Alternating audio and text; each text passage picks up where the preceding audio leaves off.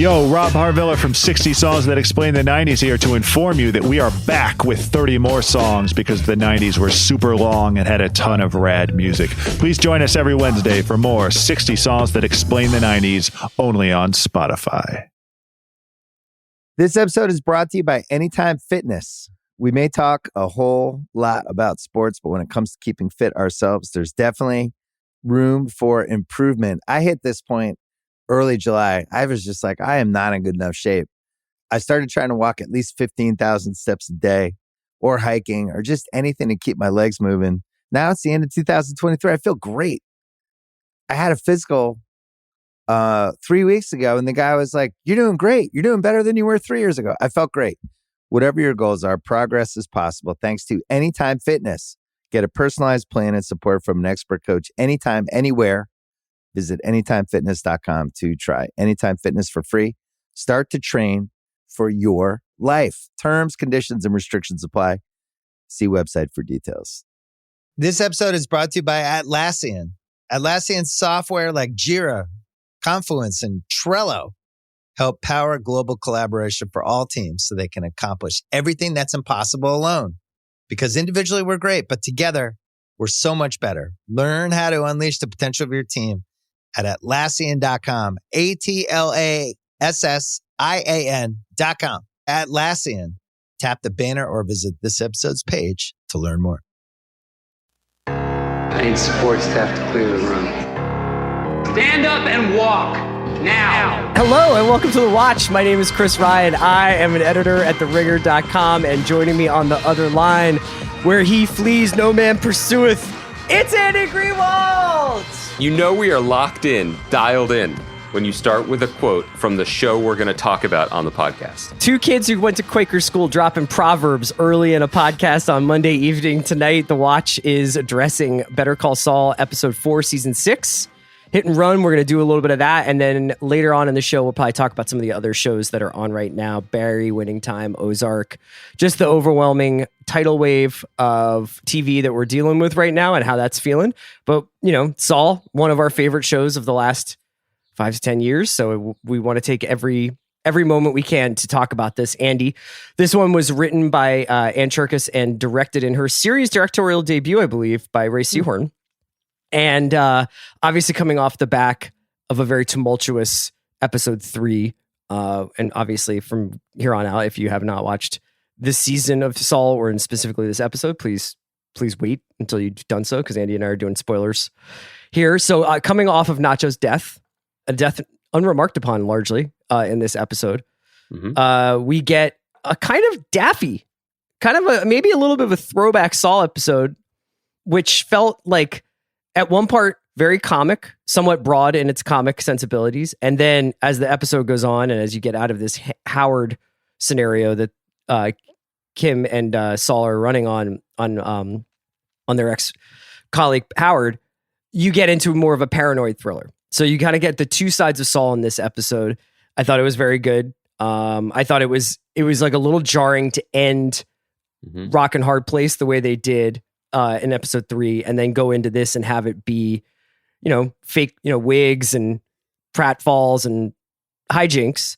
But that's what makes Saul Saul, is the ability to navigate something very kind of like comic, which I think was sort of the original DNA of the show, is this idea of like, we're going to do almost like a courtroom comedy with this guy, to something very profound, very disturbing, and very dramatic.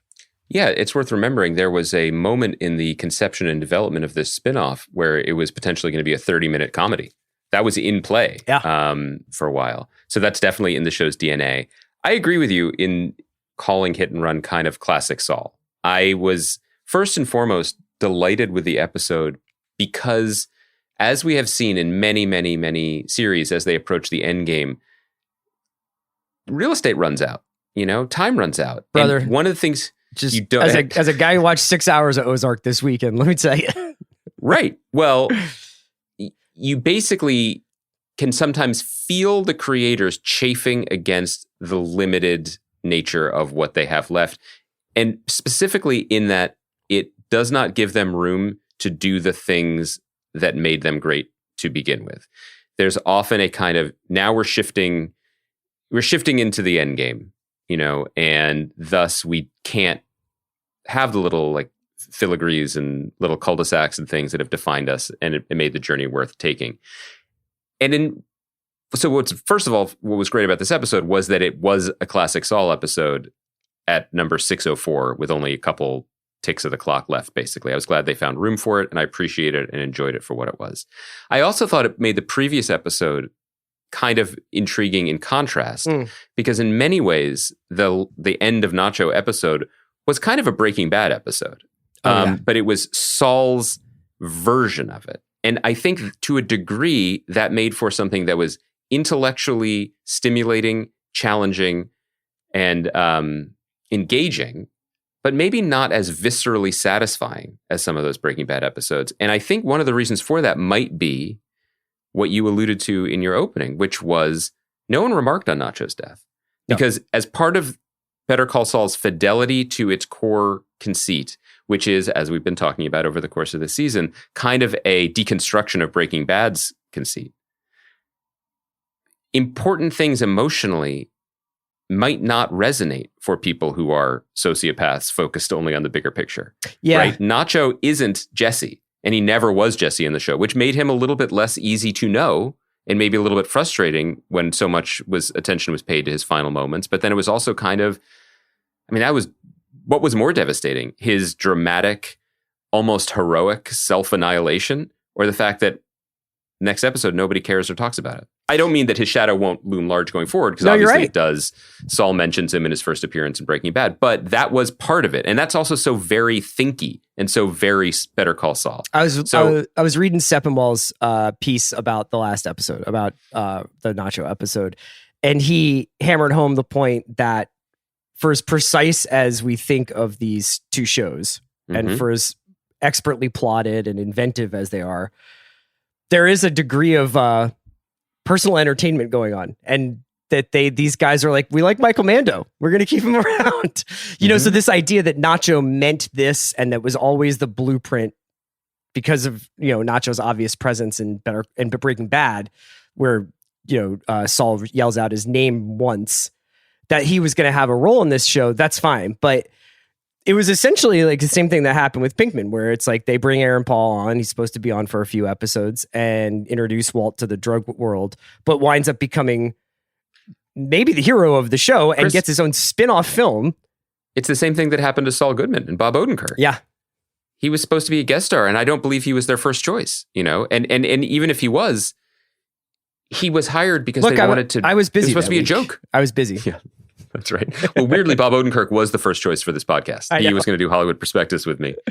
But right, like he was hired to be a comedian. The show was, and he turned out to be a brilliant dramatic actor, the same arc of the series. So there's a lot of stuff happening both on a on-screen and off-screen. Well, this is what makes the show cool, though, is the fact that, it's not. You've used in the past. You described Breaking Bad as sort of engineered like a fine watch. Like a luxury watch. Like the precision of its plotting and of its beats and of its tempo was such that it's just, these are master craftsmen.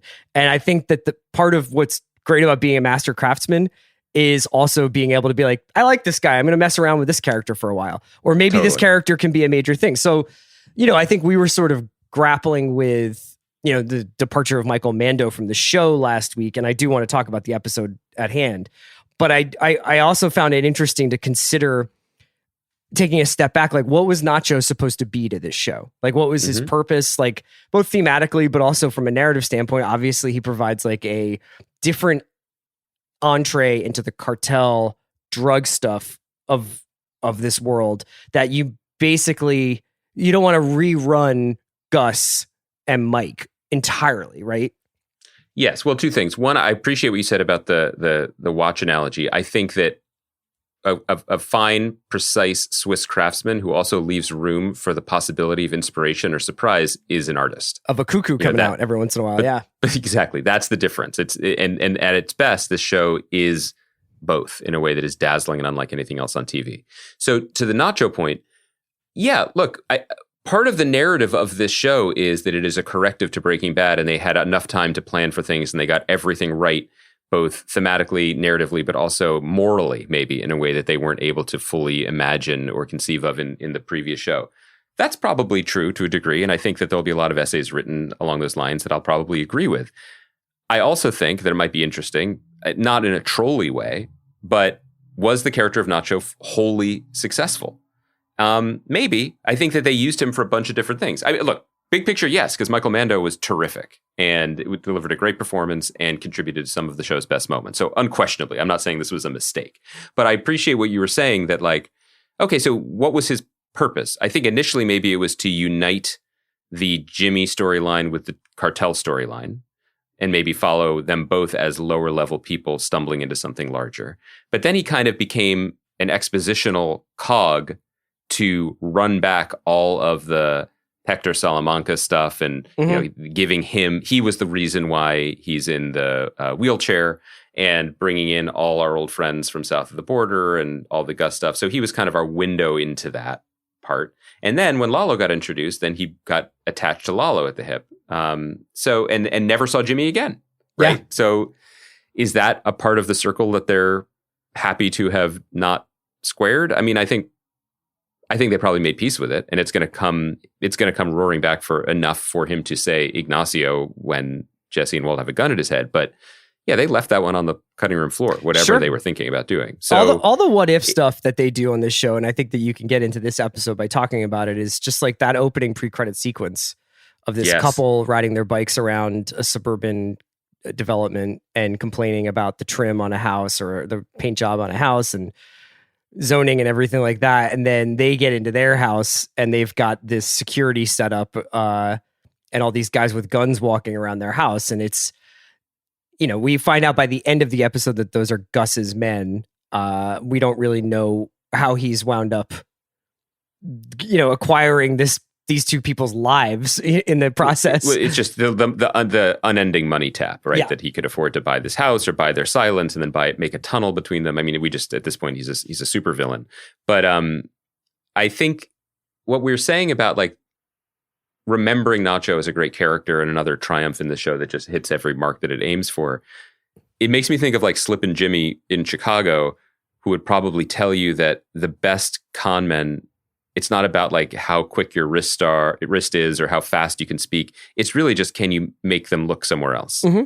How successful are you at that? And to that score, Peter Gould and Vince Gilligan are masters, because we never talk about the things that must have been killing them, right? Like the mistakes they made or the holes that they left.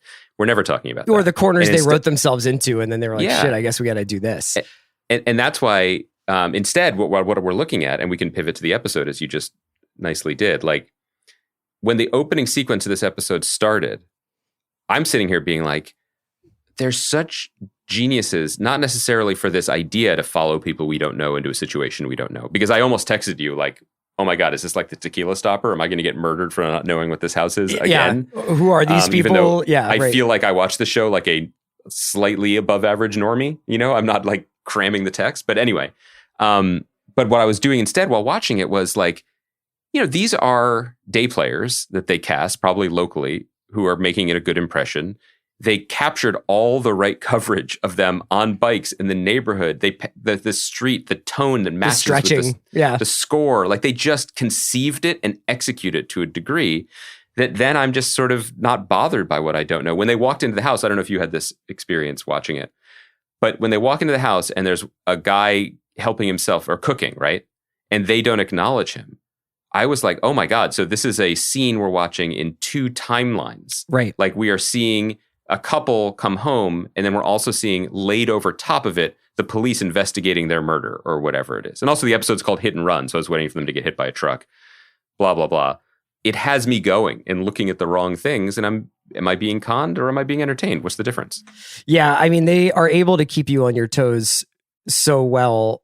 You just wind up being that much more attentive to the finer details of plot lines that I think. I mean, so for instance, I wanted to ask you about this Howard thing, because this has been now a multi-episode arc of this season. It's something that they've dedicated a lot of screen time to, obviously a lot of intellectual heft to, is Kim and Saul's efforts to entrap / besmirch Howard as Look at you calling him Saul too. I appreciate that.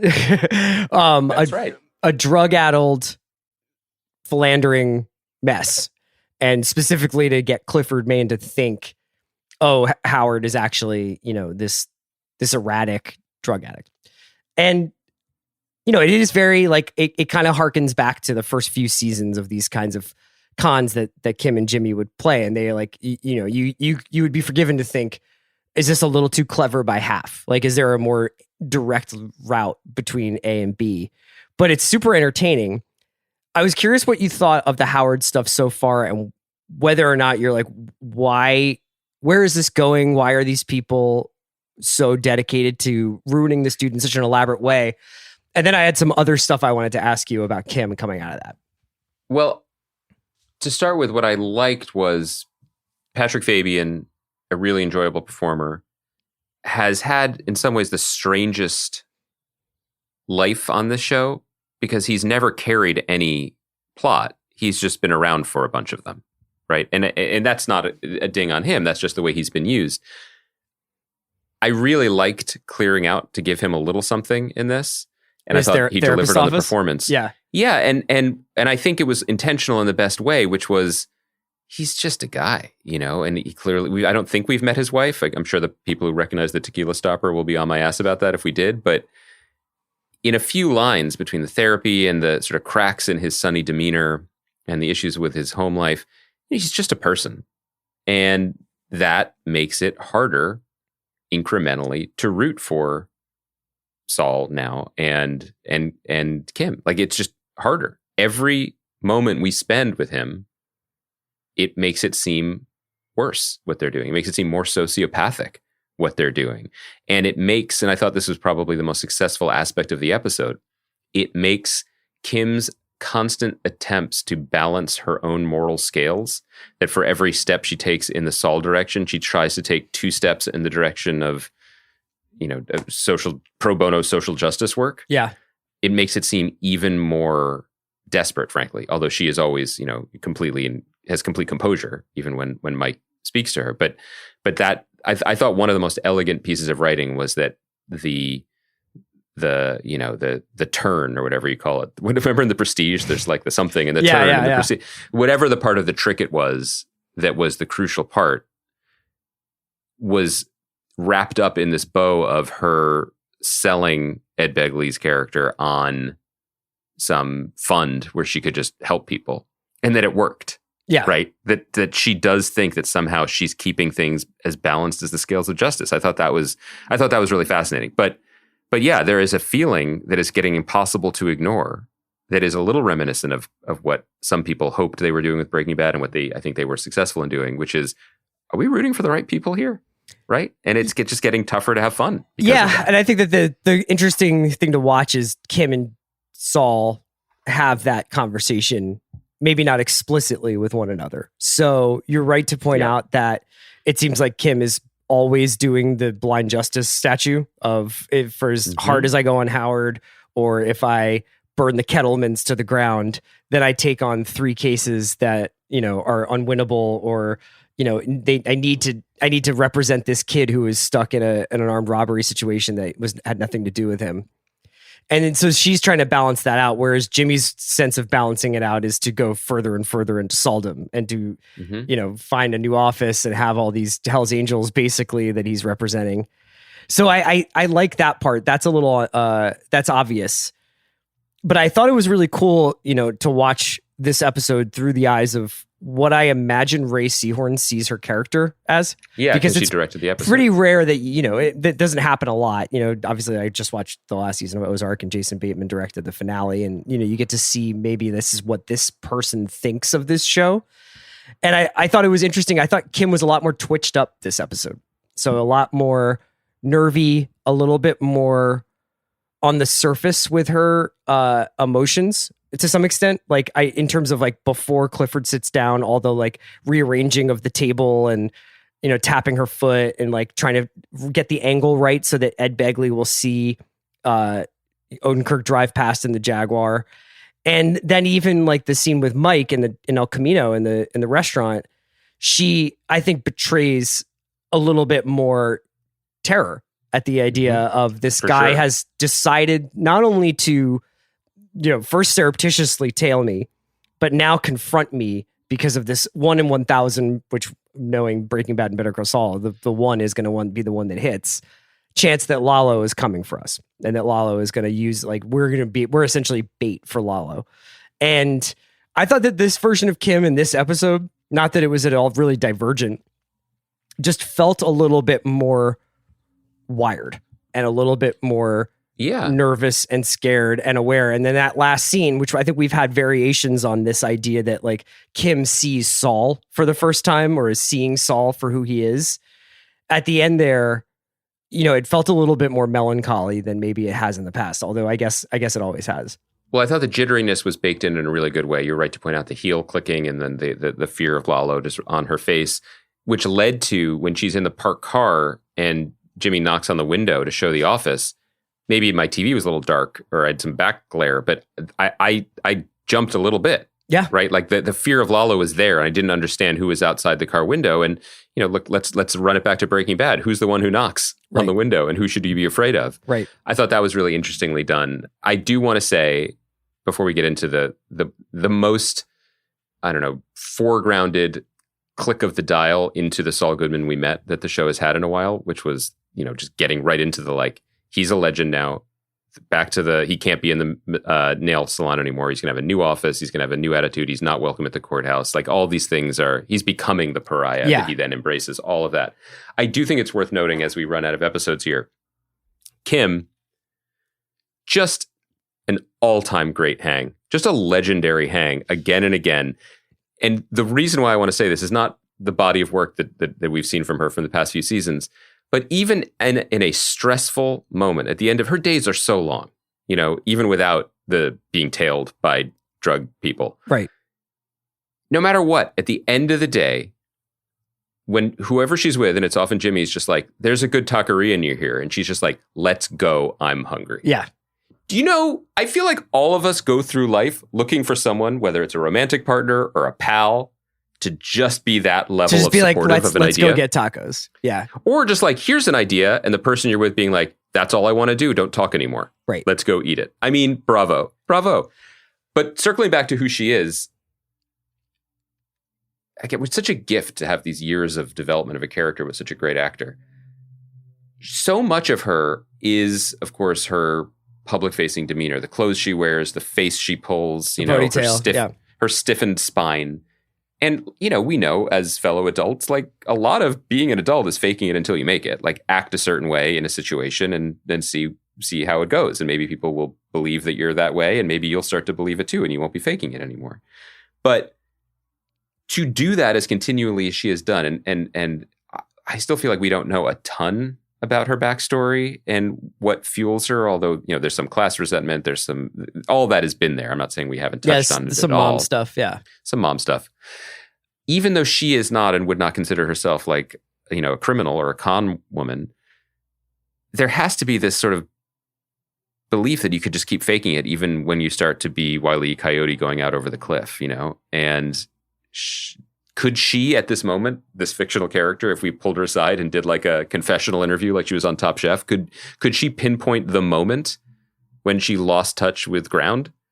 I think what's interesting about the show this season is I don't know if she could point to that moment. And what's probably brilliant about the construction and the writing is we could have a spirited argument over where that moment was. Yeah, and I also think that over the last couple of seasons especially, she's somebody who has started to realize that the action is the juice, right? Like, I think that doing cons with Jimmy Saul is... We're going to struggle with this. I don't really know, but like the thing is that now actually on the show, there is this moment where it's fluidly moving into it. And like the Jimmy, I think that's Jimmy in the bed when he's like, quoting Proverbs to her and chatting with her. I think it's Saul when he's like, check out my office. I'm going to represent the dregs of society. She obviously is titillated by some of the things that he does. I think she also sees some of their actions as ultimately a form of meting out justice, I think that she looks at it a little bit as like this kind of Robin Hood thing. He does not, obviously, but ultimately I keep going back to the dynamics of their relationship, which is the thing I think is maybe the crowning achievement of this show because it's unlike a lot of relationships on television. Like we've talked about before, maybe we're harping on it. It's not an electrically sexual romantic relationship. It's a marriage out of convenience to create spousal privilege in legal proceedings. And I would go as far to say is that I don't know that they have like that dynamic of a life outside of this shared work that they have. A lot of what they do is like, what should I wear to the courthouse? What are you doing today? When will I meet you afterwards? Who's going to pick up Thai food? It's like this organism that's not built around like, you're my best friend and we're in love. And then we also happen to have jobs. We have these jobs that are intertwined and we also happen to live together and be married and have food and I guess have sex, so it's like, it's this fascinating kind of inverted work relationship that actually gets at maybe, you're talking about the performative nature of adulthood, also like the hollowness of adult life where you're like, I guess I either have to devote myself to my work yes, or not be successful, but there's not kind of a middle ground there. They're also both refugees. Like once Chuck was off the board, they don't, we alluded to some mom stuff, but they don't have family. Right. They don't have friends. They have passions and ambitions and chips on their shoulder in common. And like that could definitely be enough. There is no one model relationship, but it is increasingly exposed, right? Like, are they holding on to each other or are they sinking together, at the same time, like a waving or drowning kind of situation. And I think we should give note to how satisfying it is when on a show like this, probably the two most popular characters of the show who have barely ever shared the screen get to do a scene together. And Jonathan Banks was amazing. Ray Seahorn was amazing. It was worth the wait. Yeah. But just how unsettled she was, not, as I'm thinking about it, not just by this homicidal Mexican drug kingpin is still alive and probably gunning for you, but by the fact that she had been seen and watched. Yes. That we can all justify all kinds of things to ourselves when they only exist in our head. And then you say it out loud or you share it with someone and you see their face when you tell them what you've been doing. And you're like, oh, that's how it is. And for her to be watched and observed and in a way that she wasn't capable of doing the thing that she's done with like Schweikert or the other or Howard, where she pivots to resentment and making the person who maybe has some insight into the villain. She can't do that with Mike. Mike's nobody. Mike's the guy who used to be the parking lot attendant. He was the parking attendant. Yeah. So she just got seen. That scene was so cool because, you think about maybe character meetings that you've maybe in your mind anticipated or thought about. But on something like Game of Thrones, it's like, oh, this person's coming from the north and this person's coming from King's Landing and they've never seen each other for 5 seasons and finally they're going to meet. These people have been in Albuquerque. They've passed each other in the hallway probably. You know what I mean? They've probably been at the same lunch spot. Like one of my favorite little details was all the lawyers eating at the outdoor lunch tables and no one will sit with Saul. But like Kim and Mike have been among one another and not known it. And that's probably, you're right. It is the most scary thing is this idea that like, oh, I thought I had a firm grasp of my surroundings and I don't. Speaking of surroundings, I know I do this at least once a season. I just want to go back to, of all the decisions that were ever made in the creation of this Breaking Bad universe, obviously, casting Bryan Cranston, a huge one. There have been many good decisions made along the way, but I keep coming back to maybe the most foundational one was the decision to not double Albuquerque for a different city. Oh my God. Yeah. The Albuquerque of it, and I say this as a former Kirk, temporary resident. Yeah, Captain Kirk over here. It's so phenomenal. It's so specific. And their embrace of the specificity of the place is so wonderful. It makes it at once real because it's happening on a real landscape but also universal because there are a lot of smaller towns with quirks in America, where something like this could grow and blossom in surprising ways. And then even just the added thing that like the Crossroads Motel, which is the linchpin of this con, where they pick up, I forget her name, the prostitute who's been on the show multiple times. That's right off of downtown. Right. Like it's very iconic. It's incredible signage, but it's not very far from the courthouse. It is a town that is correctly sized for a show of overlaps and coincidences in a way that it just feels really satisfying. I love all the little details about like driving down from Santa Fe. Did you have traffic? And it just feels so lived in that maybe keeps your eye where they want your eye to be, listening to these details and not thinking about how Gus just has an unlimited $1 billion slush fund to do whatever he wants to stay in charge. Right. Anything else you want to hit on this episode before we chat about some other stuff? No, only to say that like with Breaking Bad, I know, because I can Google it, how many episodes are left in this half of the season and how many are left overall, but I don't have my sea legs as to where we are in this endgame because A, they're good at it, and so they keep us on our toes. B, we still don't know, among the many things we don't know, if at some point, like they could wrap up. Yeah. Yes. We don't know. This storyline, all of this stuff, the Lalo, the Kim, it could be done in 2 weeks, right? Or 3 weeks. How many episodes are in this half? I know I just said I could Google think it's like but seven, I didn't. I think it's 7 and 7. If I it remember correctly. Could be done in a couple weeks. And then the whole next part could be shot in black and white in the present day. Or I know. whatever. It could just be the ins and outs of running a Cinnabon in Nebraska. I'm interested. This episode is brought to you by Mint Mobile. New Year's resolutions are fun the first couple of weeks. Then you kind of maybe conveniently forget about them halfway through January. No shame. It happens to us all. But this year I have a foolproof plan, at least when it comes to saving money. Just switch to Mint Mobile and you're done. Goal accomplished, because for a limited time, their wireless plans are $15 a month when you buy a 3-month plan. The great thing about Mint Mobile is there's no jaw-dropping monthly bills or unexpected overages, and all plans come with unlimited talk and text. Get this new customer offer today at mintmobile.com/watch. Additional taxes, fees, and restrictions apply. See Mint Mobile for details. This episode is brought to you by State Farm. You might say all kinds of stuff when things go wrong, but these are the words you really need to remember. Like a good neighbor, State Farm is there. They've got options to fit your unique insurance needs, meaning you can talk to your agent to choose the coverage you need, have coverage options to protect the things you value most, file a claim right on the State Farm mobile app, and even reach a real person when you need to talk to someone. Like a good neighbor, State Farm is there. TaxAct knows you don't look forward to taxes. TaxAct doesn't even look forward to taxes, and TaxAct is a tax software company. It's basically TaxAct's whole thing. If TaxAct did things over, maybe TaxAct would end up teaching kindergarten or leading fly fishing tours. But that's a different story for a different ad. So why don't we just agree that taxes aren't fun, but you still have to do them? TaxAct's filing software can help you do that. TaxAct. Let's get them over with.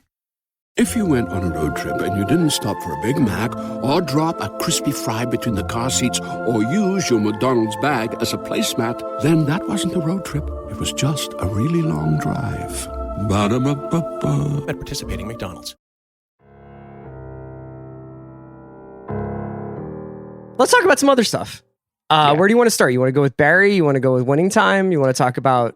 Let's run through Winning Time a little bit, just to take a temperature check, because I know you talked about it on another pod, but I'm just curious where you are with your enjoyment level and what you're watching it for at this point, with one episode to go.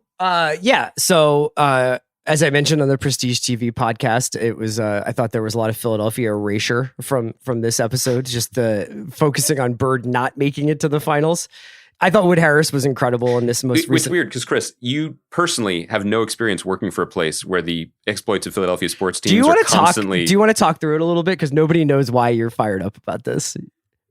Can I do it? I'll do it for you. Sure. Andy's favorite podcast, he mentions Marin a lot. Sometimes he'll mention Ezra Klein. His favorite podcast is the Bill Simmons podcast. Of course.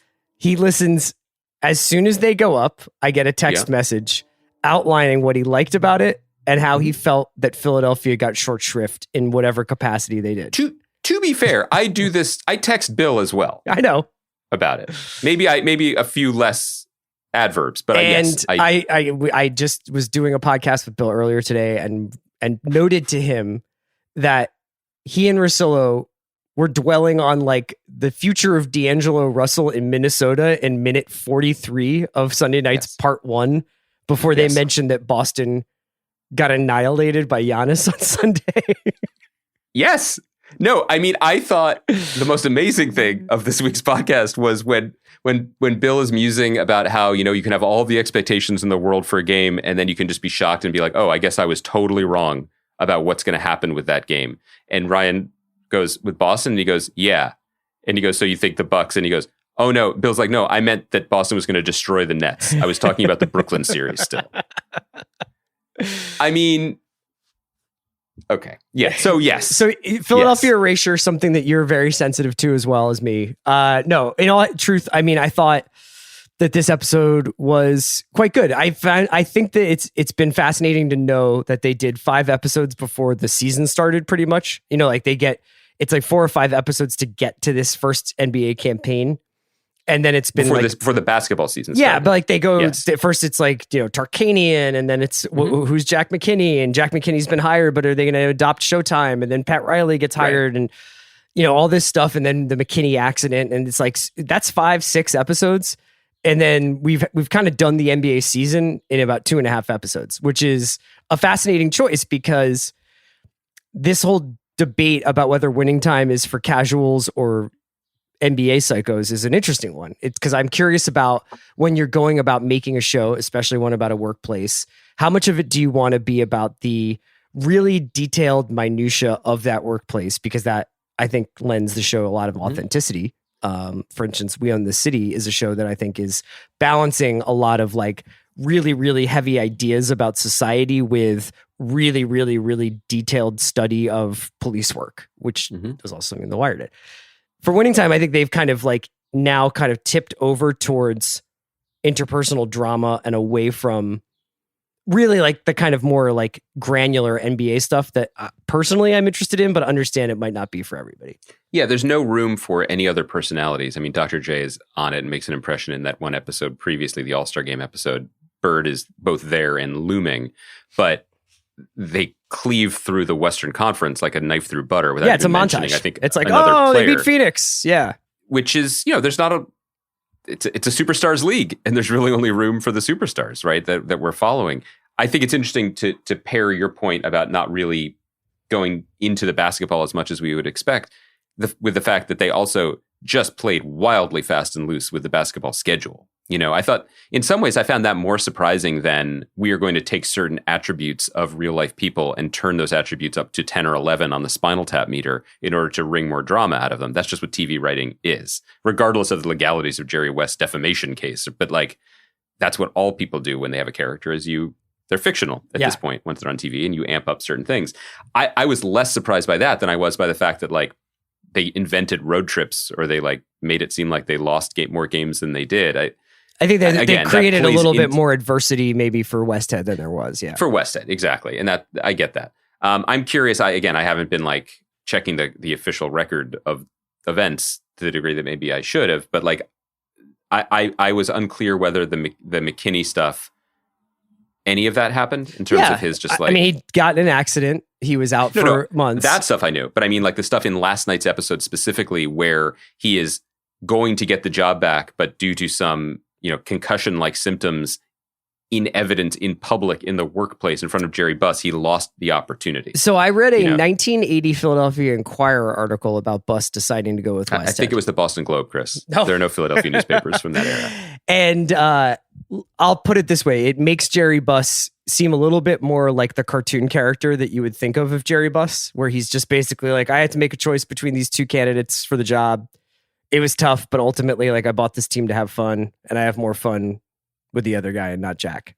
And that's alluded to earlier in the season, where I think everybody is a little bit like, who's Jack McKinney? Mm-hmm. He's pretty serious. He's pretty stern. He's pretty remote. He's not like a ball of laughs. Now, you could make the argument that in the show, Westhead and Riley so far are not like exactly like super fun hangs. But I think that the idea is that it was just as much a personality clash as it was a concern over the ability of McKinney to do the job. Here's what I would say about this episode, the 9th episode. And I think this, for me, this is a very positive sign that this is how I want to frame it for the show going forward, because it's already been renewed for a second season. For me, this episode was so much less about the historical record or the basketball than it was about Wood Harris just absolutely slam dunking an incredibly powerful monologue taken from Spencer Haywood's actual life biography. Mm-hmm. You know, it was about Sally Field just going ISO. You know, Sally Field, a brilliant actress who is also, you know, in recent years a star, right? Like she's fun in things, and being reminded that she's an Academy Award-winning actress who can really go for it in those ways. Brett Cullen, who is one of the bedrock like glue guys on this team. He plays the general manager, Bill. And he gives that speech to Jerry West about joining the Navy. Speech. Yeah. And I'm like, okay, now we're really taking advantage of the resources that have been acquired to make this show. You know, like they have all this talent. Like, let's just let them go with some good writing and some good scene work. Like, again, at the beginning of the season, we were talking about, well, why is Julianne Nicholson on the show? Well, it's to do killer scenes with Tracy Letts on an exercise bike. Right. You know, I don't think it's that much of an ask of her time to be like, come on in and crush some acting. These guys like to act as much as the characters they're playing love to ball. Yeah, it also might be some really savvy, like Gillian Jacobs doing Chris Riley has been in 3 scenes this season. I would imagine as this show moves forward, she'll be a major part of it because Pat Riley will be a bigger part of the Lakers, you know, and that will probably be a season 2 thing. She might have been like, sure, I'll do like a week of shooting and then come back and have a like above, you know, an in the credits role in the second season. I really love Adrian Brody on the show. Yeah. You know, what an interesting career that is clearly thriving and not going anywhere. So no need to make it seem elegiac, but, you know, wins an Academy Award early, maybe too early, and then kind of gets a little bit lost being like, am I the star of things? And then reinvents himself as a very compelling and quirky and charismatic supporting player, particularly in Wes Anderson movies. But what's great about this show and his role in it and his apparent, again, I don't know what it's like to work with him, but just what we see on the screen, like his generosity of being a part of the ensemble, is that he's in an ensemble like the Wes Anderson movies, but it's not quirky. He's still just acting his ass off, right? But not outshining anyone else. Yeah, well, the cool thing about the Wes Anderson movies is the same thing that's cool about Succession, which is it allows people who are maybe 8th on the call sheet to get star moments. Yeah. So in those Wes Anderson movies where it's like Adrian Brody might be in 5 minutes or 10 minutes of Grand Budapest, but he owns them. Yeah, he's amazing in it. And same thing for David Rasche in like Succession. You know what I mean? Like you might just be like, this guy is just like crushing every scene he's in. It's really good writing. It's just not, it's not throwing anybody to the wolves. And I think Winning Time, you know, I think sometimes it's a little like people speaking in the historical importance of who they are or the moment they're in. And it's not like necessarily, it doesn't feel as lived in as I would like it to be. But I think it also has a tremendous amount of work to do to create an awareness of what's going on. So that's why the characters sometimes have to talk that way. I do think that the nicest thing that it's done is like created this, albeit somewhat fictional bus character who can act as the narrator for like all of this stuff. And he does a really, really good job with that. Riley does.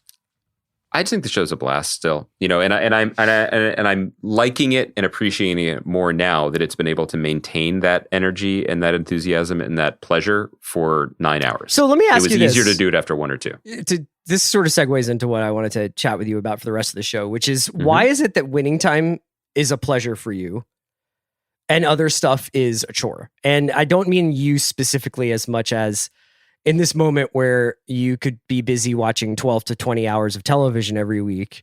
Why is it that like you always seem like to have, you're all bushy tailed about Winning Time every week. And then like other things, I think people are like, oh man, I gotta, whether it's like the homework of doing it or whether it's the binging of it or falling behind and feeling like you have 4 hours of it.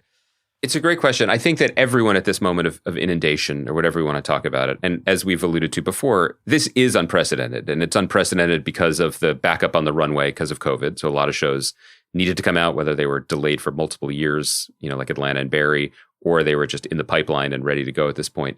But also they all need to go now because the Emmy window is May 31st. So, but it's like there's not 50 Emmy nominations. Like there's not. No, 50. there aren't. Yeah, and it's going to be a bloodbath. Yeah. But increasingly, as we detach from the reality of hard Nielsen numbers, getting nominated, getting in the conversation, like that is even more a crucial part of these streamers' understanding of what has value to them. So it's overweighted in that direction. So I would imagine something like, say, Gaslit, which I actually did check out and thought was like much different than I thought it was going to be, but was actually like pretty entertaining. And also just is like got the pinch me element of Sean Penn and Julia Roberts are on this TV show about Watergate.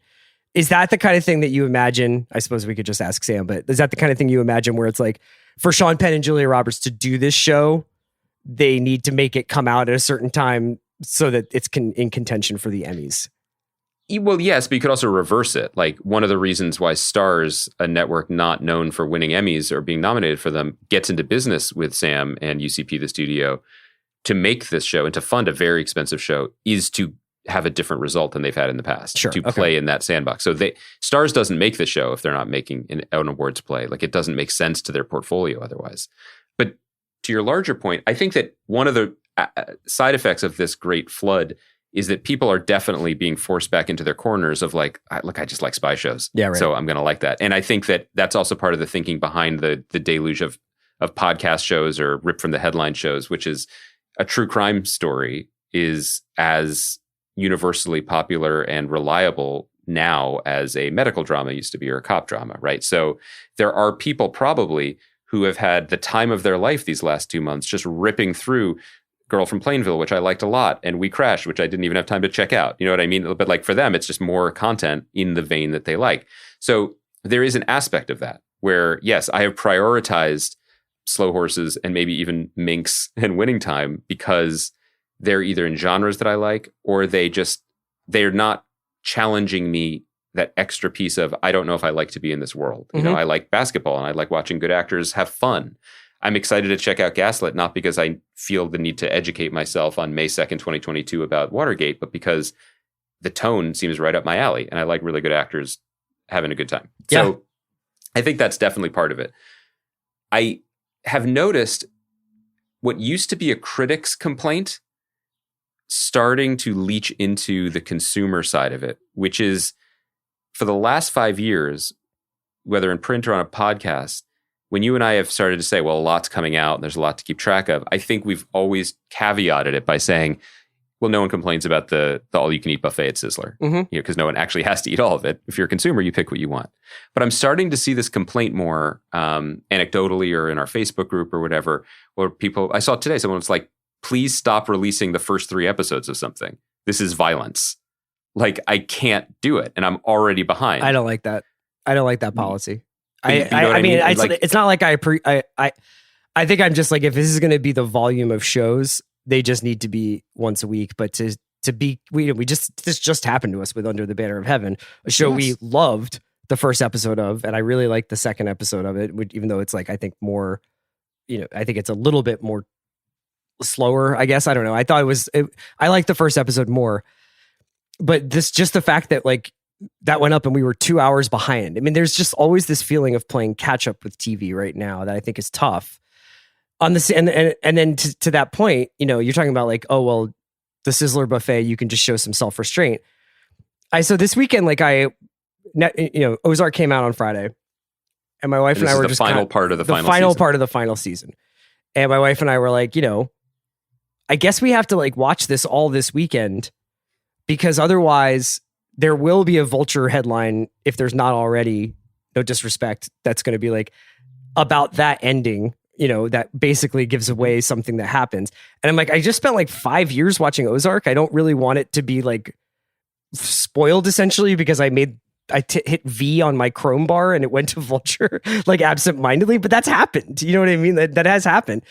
And I was, we burned through these episodes, I think more than anything to see like what happens. It was really just about like not wanting to get this sort of moment taken away from us after spending so many years watching it. And I was like, this is just no way to fucking watch pop culture. Like, this is no way to consume it. It's like this weird, like, let's watch 6 hours of a show. And there's times where I've watched 6 hours of a Netflix show willingly, but there's usually a degree of discovery and electricity to that. With Ozark, it just felt like I was like, man, I got to get through the end of this thing. Part of what fueled the rise of the prestige TV era was the beautiful symmetry with the rise of the internet. And yes, even though it pains me to say it, with to some degree the rise of social media, that you could be part of the larger water cooler conversation.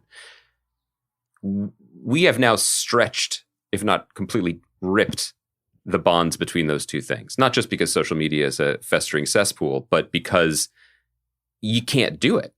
FOMO cannot be the reason you engage with any art. Right. And it certainly can't be on this scale.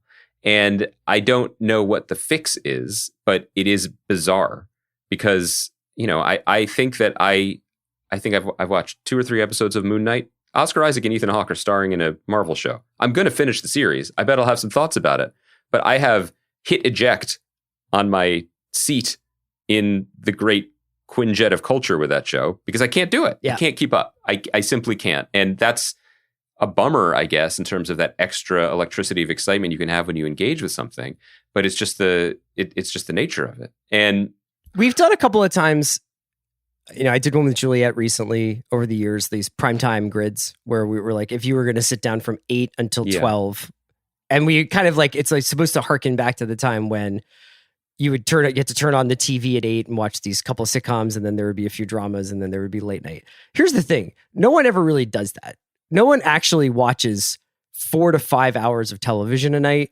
And you could watch 4 to 5 hours of television a night now and still be behind. Like, generally speaking, you would watch maybe 2 or 3 sitcoms, and then you would leave the room for a while and do something else. And then maybe you would come back and watch LA Law or West Wing or whatever the hell, like the drama that was on at 10.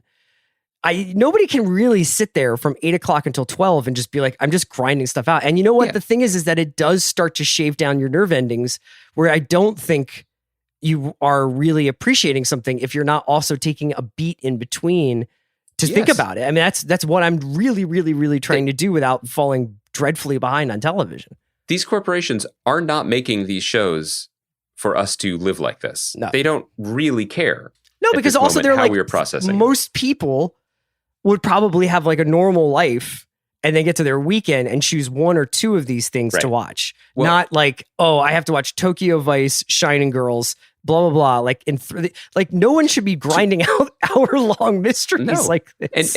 And something has gone very awry here because like Atlanta, which we will, maybe if we don't talk about it today, like Thursday. I'm still an episode. I think I'm 1 episode behind, possibly 2 episodes behind, which by the way, that sucks. I waited 4 years for the show and I've fallen behind on it. That is a show that is designed, I think, to be a part of the conversation and the culture. And certainly the way that they built this season, where I think by my number, I mean, I haven't seen the last 1 or 2, but 50% of them at least don't feature the main cast. They are heady think pieces of television, created to get you talking and feeling things. They should be, it's 8 p.m. I don't know what time the show airs, by the way. I have no idea, but it's whatever time it's supposed to be on TV, on FX, and let's talk about it the next day. The world doesn't do that anymore. Now, FX knows that. The show is loudly and broadly and proudly marketed as FX streaming on Hulu. Like, it's not an original on Hulu. It goes on the linear network, but it's there for you. That's where these companies are going. And by the way, it's not just where they're going, it's where they've gone. This is no shade or disrespect at the Emmy-winning genius God-level show Atlanta. But Atlanta, when it airs on FX, is getting 200,000 viewers. That is 50% of the much-missed USA drama Briar Patch. You know what I mean? My show shouldn't even be mentioned on the same podcast as Atlanta. But do you get what I'm saying about where the bottom has just completely fallen out of that? Right. And so what it does is it streams on Hulu for people to find and discover, but the culture isn't built that way. And the last point about this I wanted to make was specifically about Barry, which is a show that you and I have loved and covered on the podcast. And I was very excited for it to return.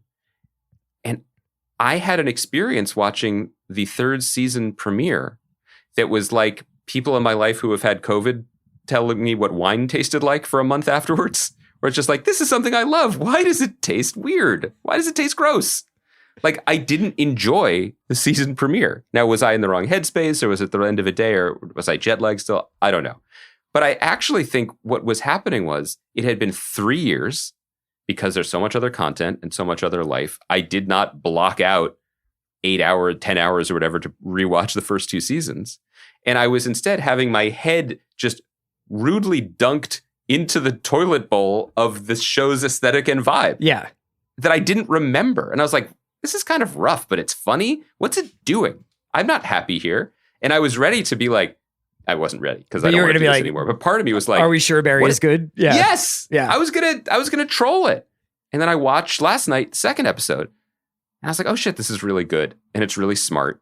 And I'm clicking again. And so Bill Hader and his collaborators are steering into this show as an abuser narrative, right? In ways that I didn't understand or remember, let alone appreciate. This isn't saying the show did anything wrong.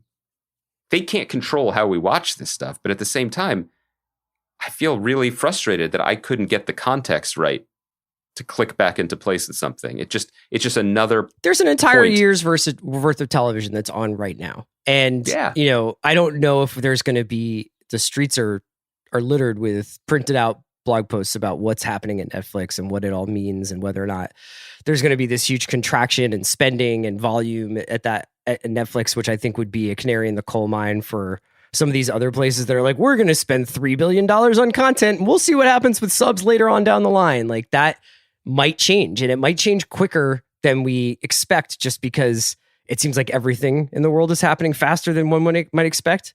Like, sometimes when they're just like, oh yeah, like this guy might buy a company, and you're like, right, but like that takes a while, right? you gotta file paperwork, probably, yeah, like right? Like they gotta get notarized. I feel the same way about like TV. Like, you could tell me that in August, 2 of these streamers are going to fold, and the other 3 are going to be like, we're radically downshifting the amount of shows we're making and leaning into quality, and also raising our prices. I wouldn't be surprised.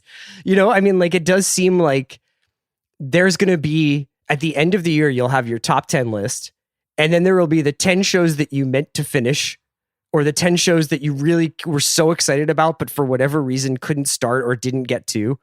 And maybe there will be a point where it's like, oh, that great spring of 2022, when people go back and discover Tokyo Vice or something like that. But let me present a counterfactual. We also might just be wrong about the significance of this moment in the scheme of things. Entirely which is possible. to say that this is an absolutely unique collision of, bottomless pits of money like Apple entering the marketplace in a big way, while every service was basically cleansing the TL of every show they had built up. And this Emmy window, because it's worth noting, and also at a moment when one era ended and whatever is coming next begins, because it's worth noting that some of the shows we're talking about, Saul, Ozark, Atlanta, they're done or ending this year. Mm-hmm. Atlanta has a whole other season that's been shot, but I think that's coming on later this year, and then Atlanta's done. A lot of the other things we're talking about, there won't be the other girl from Plainville. You know what I mean? There won't be more Banners, more Heaven. These are ones and dones types of shows. The landscape could be different once some of the legacy shows are off of it, and the Netflix cost cutting or other places cost cutting shake out. I don't know if we'll look back fondly at this insane time, but it might become more manageable. Yeah, it might not, but it is worth. I don't want to overreact to it. I mean, but there's a lot of critical darlings on right now. We're not really, Moon Knight aside, we're not really in a very heavy blockbuster TV moment. I don't think, and we will be when we get to Obi-Wan and Game of Thrones and Lord of the Rings, which will be its own kind of stress test. Yeah, I think that's the thing that might be pushed back against my maybe things will be okay narrative, which is that it's not like once the Emmy window is closed in June, July, August, September, they're going to go back to like one show a week. Yeah. Yeah. Or it's going to be like, well, let's push out all the crap, or not just the crap, but like the stuff that we don't think will win awards / the stuff that we don't understand what we have. Right. Like that fun time when all of a sudden, like, We Are Lady Parts is on Peacock and we're like, oh, that's good. Right. Does the network know it's good? I don't know, but it's good. Like a bunch of things like that. We usually enjoy those little surprises, but that's not what's going to happen because Lord of the Rings and Game of Thrones is back, and we could run down the list. The Boys will be back. Like all these giant shows will be back. Well, it's just like we came of age as podcasters with each other at a time when we were probably like, it seems weird that they just have like 2 or 3 shows on a week. Most of them are on Sunday. Like, but then we would spend our time talking about lots of other stuff. And now it's like, be careful what you wish for. So maybe this is podcaster problems. Maybe this is way too plugged in TV guy problems. But I do think that I know people who love television and love a good TV show and are overwhelmed by stuff. And sometimes I mention things to them and they're just like, I've never heard of that even. Because it's not as if, I do think an element is podcaster problems because we can't talk about this stuff the way we'd like to talk about it. It doesn't mean that high quality stuff isn't just entering the library where it will presumably stay to be discovered or enjoyed by the majority of people who will watch it later in their life. And thus then it becomes about like, I'm going to maintain my HBO Max subscription because I just know there's a constant baseline of quality that I haven't engaged with yet. Yeah. Maybe that's part of it. But I do know, just as a matter of fact, that like the addiction to instant feedback is baked into the TV landscape now. And what I mean by that is, the box office and the way movies were made changed so radically over the last 20 and 30 years when looking at the financial returns of the movie on the opening weekend became the only thing that mattered and became a spectator sport that was covered in mainstream publications. You couldn't ever really do that with TV because it was a different animal, because Nielsen's were a little bit subjective and because things built over time, because they aired over time. Once things switched to streaming, Netflix knows exactly who watched what, for how long, when they turned it off, when they turned it back on again, and what they watched instead. And once you have access to that, it's like a drug. So, you mention like a new show that debuts on a streaming service. The streaming service isn't like, cool, another feather in our library cap. They are like, okay, it's been 48 hours. How many people watched it? Right. And how do they watch it to completion? And what did they like? And if they don't like what they see, they're going to be making knee-jerk decisions. It is all amplified. It is all FOMO. They don't want us to mow. They want us to foe the mow. They want Bezos, let me mow. I'm just saying. So we can wrap it up frantic. there. Yeah. So Thursday we'll try. We'll hit Atlanta. Maybe we'll talk a little more Under the Banner. Yeah. And there's lots of other I'm stuff. enjoying these shows at our gentlemanly lawnmower pace. That's right. Just going out there having a catch. We were produced by Kai McMullen. As always, thank you, Andy, for joining me. Thank you for everybody for listening. We will be back on Thursday. I thought that was a great job, Francis. I did. Looking back.